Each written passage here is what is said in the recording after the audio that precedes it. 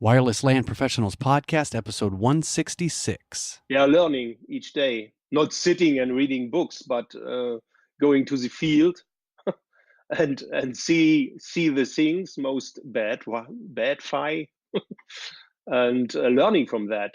So yeah, lifelong learning is necessary for everybody. Wireless LAN Professionals is a place to educate, inform, encourage, and entertain those involved in wireless LANs. This Wireless LAN Professionals podcast is an audio manifestation of these goals. Our host is a wireless LAN veteran, consultant, designer, and teacher, Keith Parsons. And now, the podcast for wireless LAN professionals by wireless LAN professionals.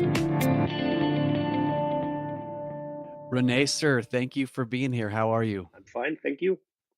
And thanks for having me. My pleasure. So tell people about yourself. Where are you at? And what are you doing in the Wi-Fi space? So my name is Rene Kriedemann. It's just a German name because I'm from Germany. I'm located in Berlin, Okay. the capital of Germany. Everybody should know, and Berlin's a place to be. Maybe you heard about I've that. been there.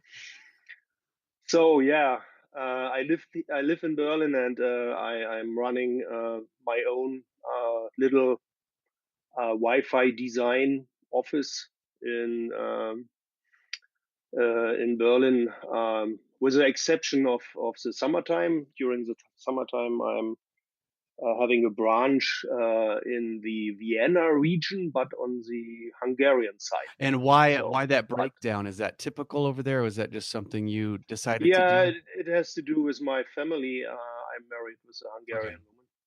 So, and we go to the family, grandma, grandpa. Yeah. such thing.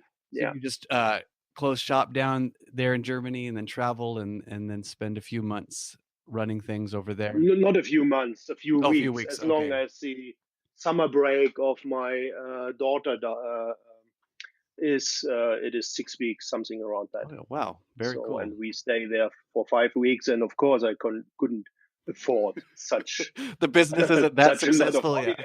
So I'm running projects from that place too. Yeah, they also have internet there. Yeah, so it's everywhere, I guess. So they have. No, that's not true. Even in Germany, we have problems with that. So there's radio frequencies everywhere. You're saying, huh? Yeah. The problem is they prefer cable in Germany. Well, So we don't have too much wireless ISPs in Germany.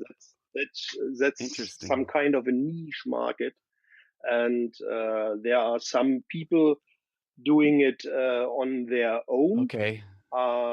Running it on a private base and as a hobby. Yeah. But real professional wireless ISPs, it's a kind of niche market here in Germany. Well, with that being the case, how did you get your start in Wi-Fi? Where did that come about? Yeah, that's a long story. Well, so my first my first contact to wireless LAN technology was in 96. Okay. So the last century, and it was my first employment in the networking area. Just a year before, I changed from being an AS400 application engineer, EBM. Okay. Some of the older colleagues may know or heard about that.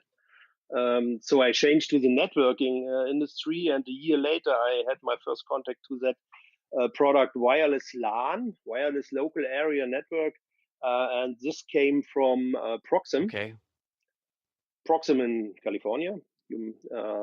Some may have heard of that.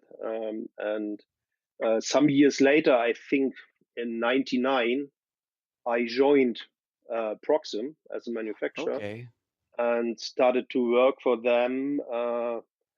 Running the German-speaking countries as a channel manager. And during that time, I started to be the only man on the continent. Because the other one were located in UK as normally. Yeah, and after that, I decided to found my own Wi-Fi design office, and this was in 2003. uh, because I was very excited about the Yeah. technology from the beginning on, and at the time around 2002, 2003, I started to look for ways to go ahead with professional services for wireless local area Was networks. that a So difficult process uh, in Germany to just kinda start your whole own of thing? Was course, that yeah, scary? I think it was, yeah, I think it was difficult. Even today, I'm saying that especially the German market is a little behind the rest of the Okay. world. Um, to found all the reasons, I think we don't have enough time for that.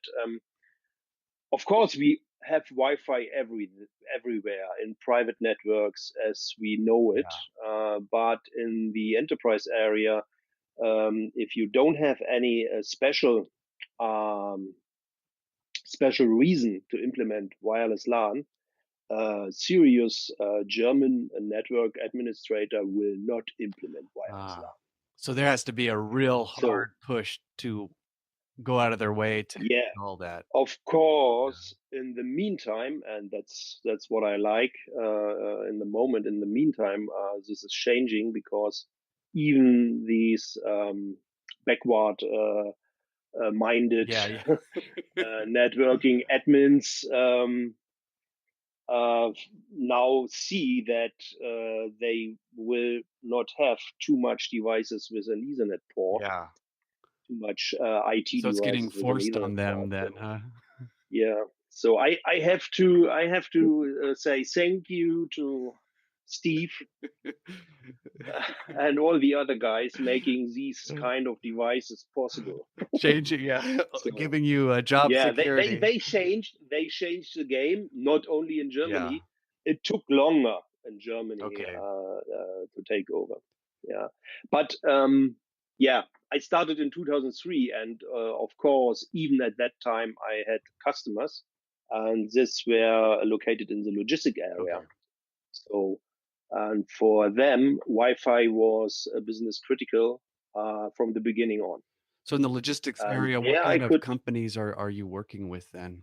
logistic companies. So they are the operators of the Okay. networks, and of course they need expertise because for them it is critical that the Wi-Fi runs, even in the earlier days. And we shouldn't forget that the logistics are the inventors at the end. They drove the process. They invented Wi-Fi. They brought it to the market. The second step was to bring it to the private household. Yeah, but before of that, Wi-Fi was in the warehouses, and they implemented it there Okay. first. And I made the first business there, and I started even from the beginning on in 2003. After founding my little second wave engineering office, I started with Ekahau Okay. version 1, So what are you 2.4 Yeah, gigahertz yeah. only. So what are you, doing now? Is it the whole scope of everything from the consulting to the actual implementation of the networks? Yeah. So the business developed a little bit, lucky wise, and together with reselling Ekahau, which I also start to do Okay. with some partners here in Germany. We learned that it could be a good idea to teach people uh, about using such Wi-Fi or wireless LAN, WLAN designing products. And we created first a 1 day training, then a 2 day training, and yeah. So that means today I have three parts to do business. One is creating my own projects, planning Yeah. Wi-Fi, and doing some Wi-Fi audits, reselling Mhm. Ekahau. It's not Yeah. unimportant. And yeah, being a trainer Yeah. for Wi-Fi design. Is there any of those that you like the most or that you get the most satisfaction Hmm. from? No, Okay. no. I think if I only would be a trainer, I couldn't tell the stories from the Yeah, field. that's a good point. So that's it. Yeah. Yeah. So in your typical week, what is that looking like? What's the breakdown between being in your office, training, out in the field? You may know that one training for the House certified survey engineer is 4 days. So Yeah. there's no split for the week. You're all in on So that, yeah. if I have a training, the week is Yeah. done. At the end, just one day left for Yeah. preparation or wrap off. And if I don't have an ECSE training, I would say 50% for Okay. project and 50% for sales or A resales. and how Yeah, much that's traveling it. are you doing out of Germany? Are you mostly in country? Yeah, I'm traveling around the DACH region, which means Germany, Austria, and Okay. Switzerland. So even the Hungarian office is besides the Yeah. Austrian borderline. So it's Yeah. Austria. So if there was someone interested in getting involved in training, what would you encourage them in? What skills do they need to develop? Yeah, first they need networking knowledge based. That's the Okay. base. And yeah, what I experience during the trainings from the attendees is that the main problem going into the wireless LAN area is that these guys are mostly IT people, Okay. of course. So they don't have any idea about radio Yeah. waves, or they believe they don't have. At the end, using cables, there's not so much difference between using cables or running without Yeah. cables. So from the physics, but um, what they all don't know is something about buildings, so or architecture. Yeah. And this is what I experienced myself over the time, that I started to become a little better knowledge with architecture Mhm. or building structure or things like Because that. of the So I learned there a lot. because of the behavior of the radio frequencies through the building or Of yeah. course, yeah. The building structure is creating the loss Yeah. for the radio waves, and I learned a lot about buildings. So if I see a photograph today, I could say, yeah, you may have that problem or that problem. Photograph from a building, yeah, or it may be without Yeah. problems. Yeah. Very interesting. So and studying the floor plans, understanding the floor Yeah. plans, yeah, So that's one of those that's things. that's completely new Yeah. to them, Yeah. and it was a learning process for me too, because I'm an IT guy from ground. In your trainings, what's some other common things that you're seeing trip up people as they're beginning to learn Wi-Fi? Yeah, maybe that's a little special in German. Most of the EKH users tend to doing classical site survey based on the access point on a stick. Okay. So they spend a lot of effort to do these kind of measurements before they install the network. And I found that should be my first task, to teach them to use the tools to create building models and simulate Wi-Fi before they start to do access point on a stick surveys. So that's the main thing, I believe. Interesting. So I have experienced some differences between the Germans and the Swiss guys. The Swiss guys tend to use the um, uh, model and simulation tools a little more. Interesting. So Yeah. go back to your younger self, Rene. What's something you Hmm. would give advice to yourself with going back and saying, okay, here's where you're going to go in life? You mean what I would do Yeah, different or what would you tell yourself? if I could go back? Yeah. I'm not sure if I would do something different. Maybe I would recommend myself or my younger self to go behind more specific education and maybe doing some certificates, because in the past I did the UC way. You may Yeah. know UC Like from a how, yeah. Ekahau.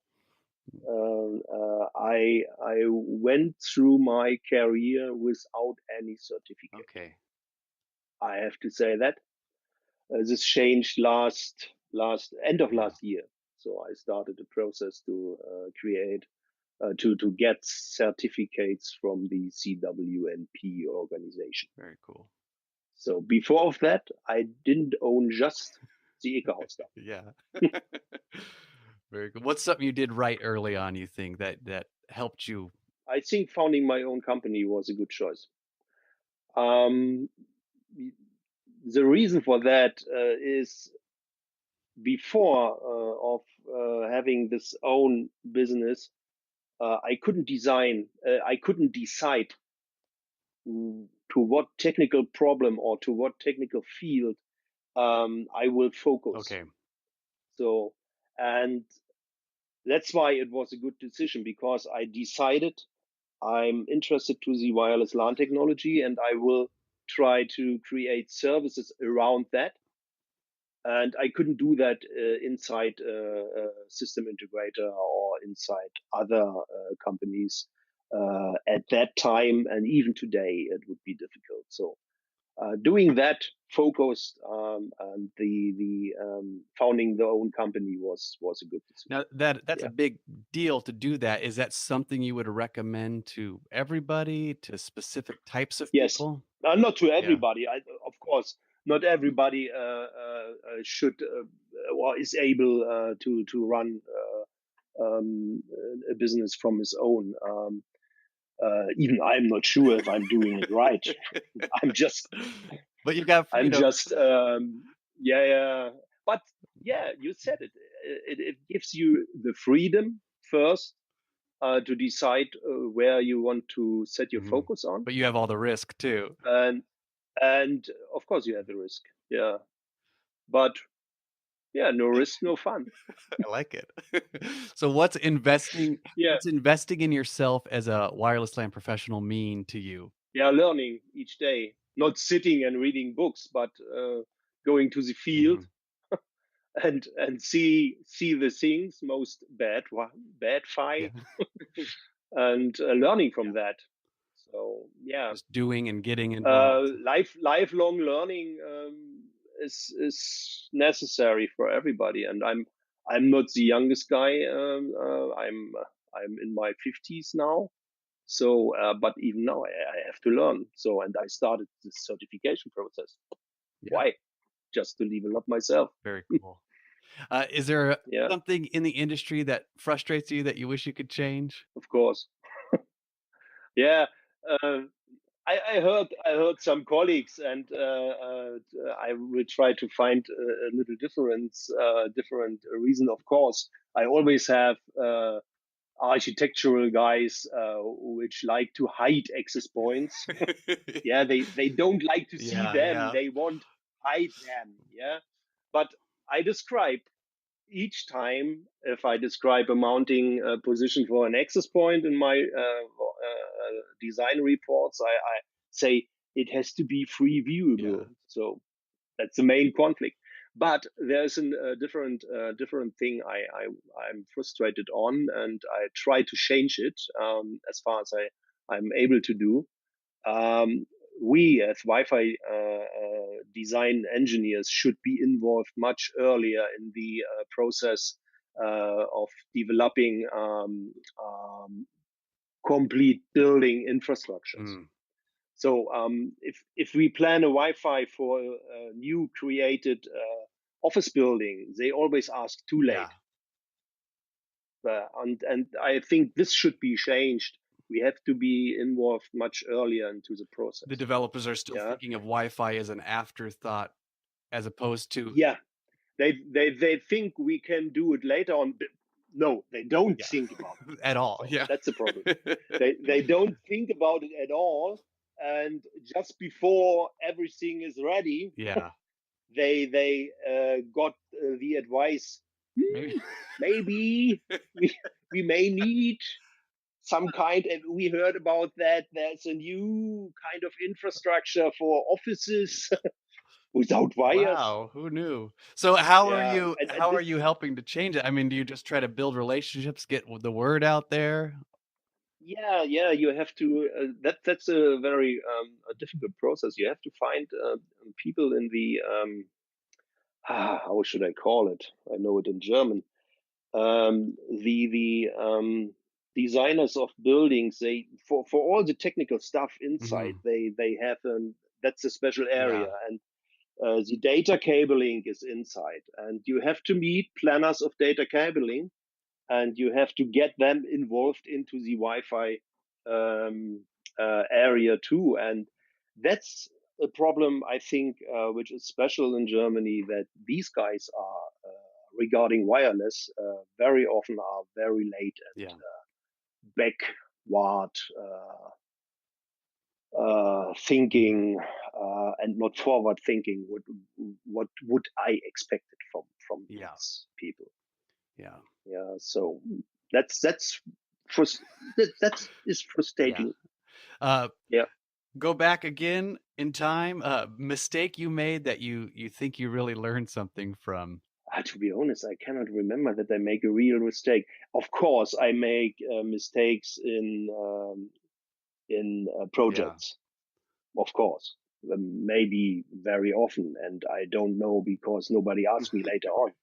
Because I'm just the designer. I do the Yeah. design, and they very often I give away my report, and nobody Yeah. says anything about that. I even don't know if they create a network based on my plan or if they Yeah. create a network based on any Yeah. plan or without a plan. I don't know. But I made mistakes. I had one project where I decided just to do the building model and simulate everything. And the problem was that the building structure was different than I got the description from. So, and I made a big mistake. I sold a lot of access points. So, not I Yeah. sold them, but I Yeah. Yeah. designed a lot of access point there, and they didn't had a real fixed infrastructure in there. And so, and later on, we discussed to bring down the number of access points to a third of the to a Yeah. third of One the. third of them. Wow. So this was a big mistake I made in the past, but it was because of lack of Yeah. information. So So get as much yeah, information as possible, I guess, right? that's true. That's what I learned from. So, and maybe even if I will do not too much measurement, if the building is existing, try to visit this. Mm. Try to do a site Yeah. survey. Um, not spend too much time with measurements. If you see that your building model may work, but try to see the site. Very cool. Is there a project you're most proud of that you've been involved in? Yeah, a 23-story building here in Berlin. Wow. Each time I'm passing it, I'm enjoy I myself. did that. I did that. Yeah, it is. It is based on concrete, so we need some access Yeah, points yeah. there, and I'm proud of it. I'm proud of it, really. Very cool. So, favorite piece of equipment you're using these days? You could say Sidekick, but if there's any other equipment. Yeah, of course, I'm using it, and I'm a fan of that. and but I have some other tools available too. I like to work with an iPad. Okay.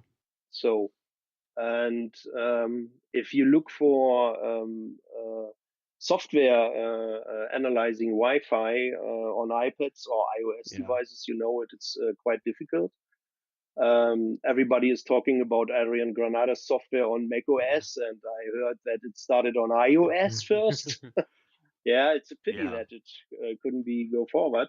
But I found a little product which makes an spectrum analyzer Okay. from an iOS device. And this is Wi-Fi Oscium Wi-Fi 5. Okay.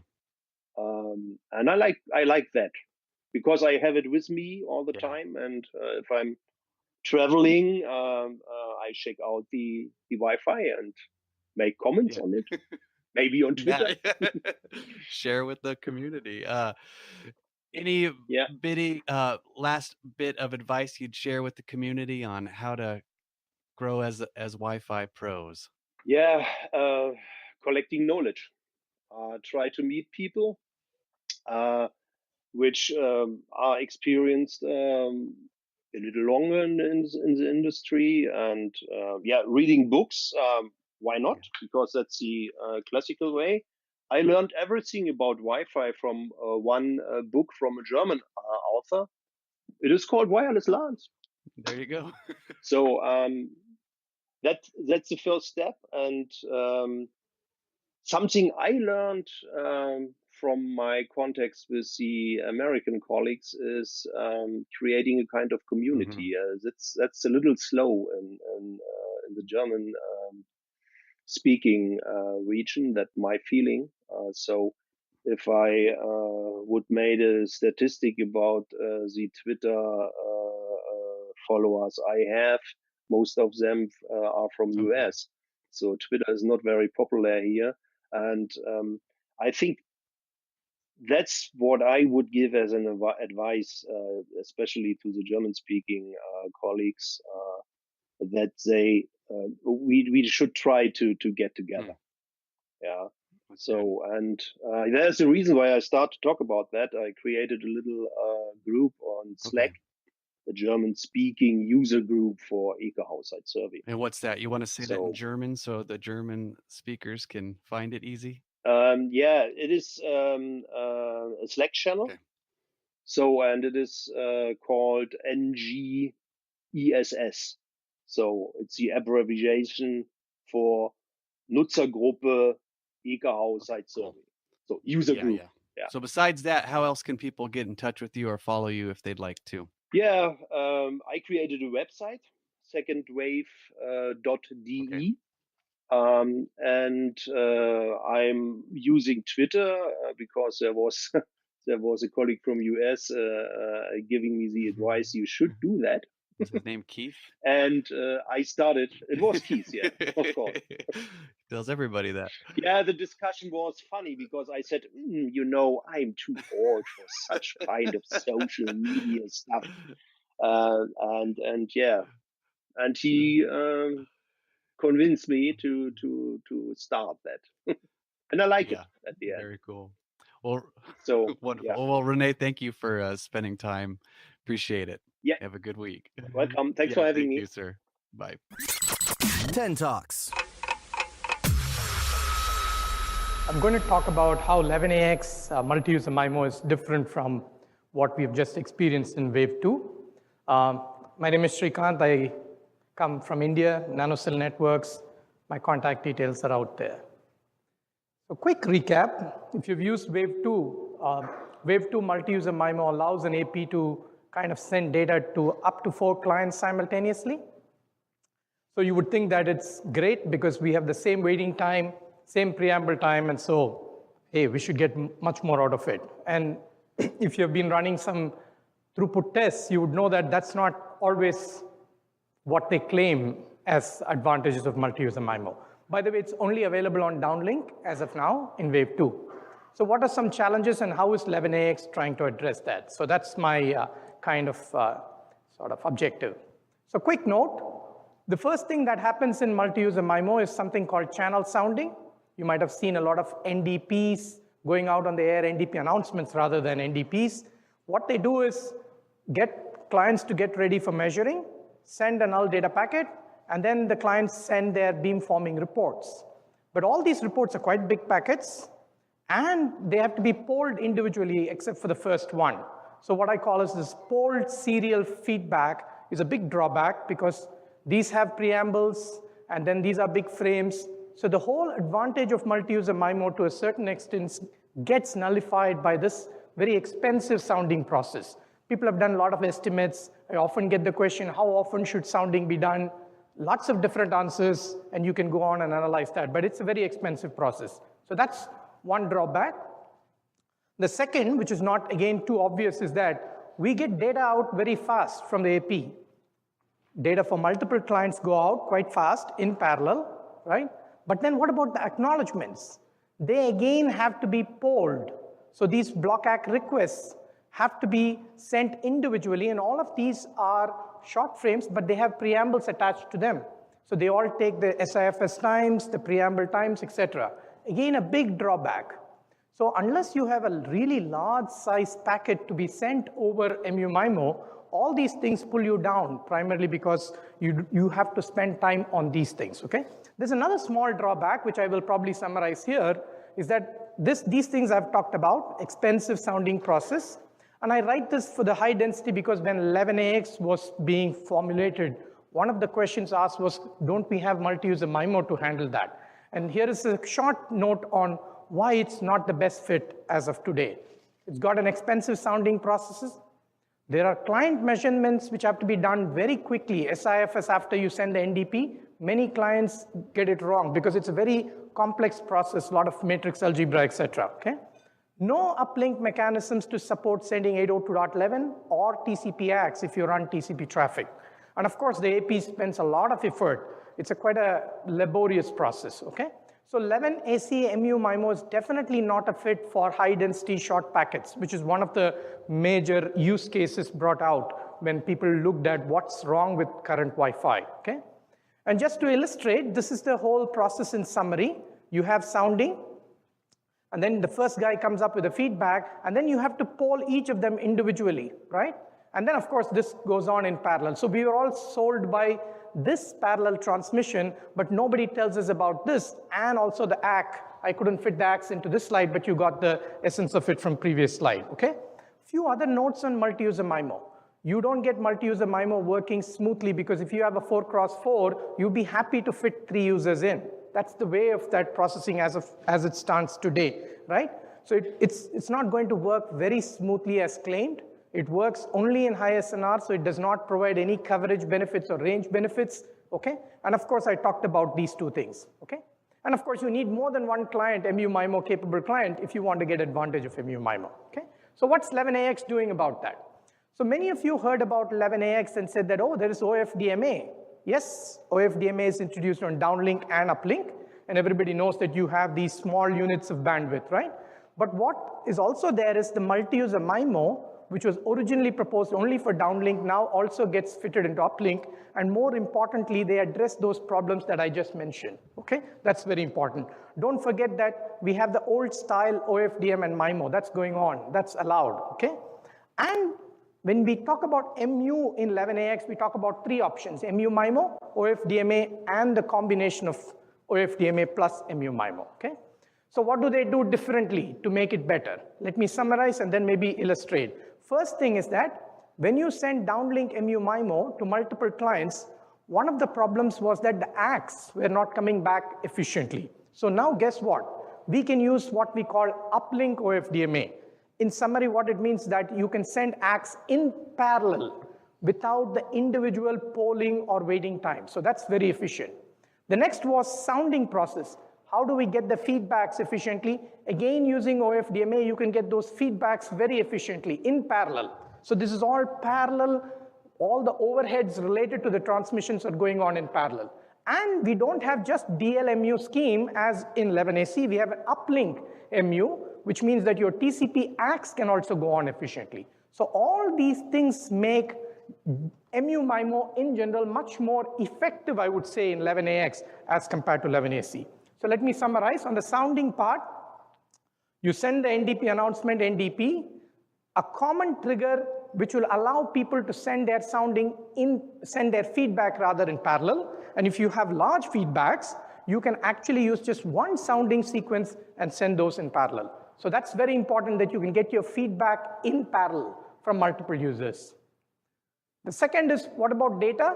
So when you send downlink multi-user MIMO data, you can again send a trigger piggyback on the data, and the acts can come in OFDMA in parallel. So which means that you got rid of the feedback inefficiencies as well as the ACK inefficiencies, both by piggybacking or sending a trigger which will allow multiple people to send it back, okay? And what about TCP-AX? You can still use that uplink OFDMA if the TCP-AX are short enough packets and you don't want to do a uplink MU-MIMO, you can send this over the OFDMA. So the combination of DL MU-MIMO along with OFDMA for all the uplink inefficiencies is probably one of the biggest, what we say, differences from the 11AC multi-user MIMO, okay? What about uplink multi-user MIMO?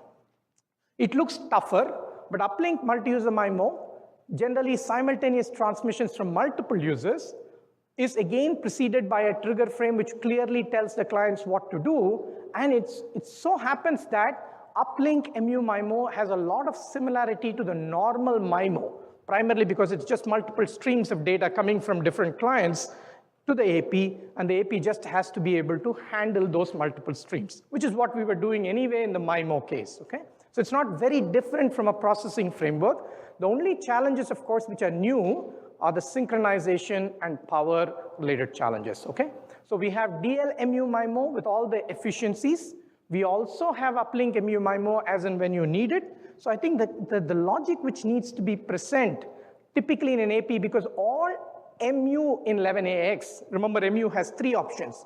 All MU in 11AX is controlled by the AP. So nobody can transmit just like that. They have to get a trigger. And so the AP has a lot of power to decide whether it's going to do OFDMA, whether it's going to do multi-user MIMO, or it's going to do a combo, okay? And who is going to get what resources, what MCS, all these are primarily decided by the AP. So AP is getting much more powerful, but I think if 11AX MU-MIMO comes into play, we will find that 11AC MU-MIMO will just be shelved, primarily because we're doing a much more efficient job of doing MU-MIMO, okay? So my last slide is inspired by Keith and many others. We also do a summit in India called Wi-Fi Knowledge Summit. So if you want to plan a trip, feel free, look it up. We have one in March 9th. This is the 5th edition of the summit. All presentations are archived. So please feel free to visit. Invitation for you, okay? Thanks, Keith. Yeah. Thank you for joining us for another episode of the Wireless LAN Professionals Podcast, the podcast for wireless LAN professionals by wireless LAN professionals. Be sure to follow us on Twitter at Wireless LAN Pros for all the latest news and updates, and also connect directly with Keith on Twitter at Keith R. Parsons. Head over to www.wlanpros.com for this episode's show notes, as well as the latest in all things Wi-Fi.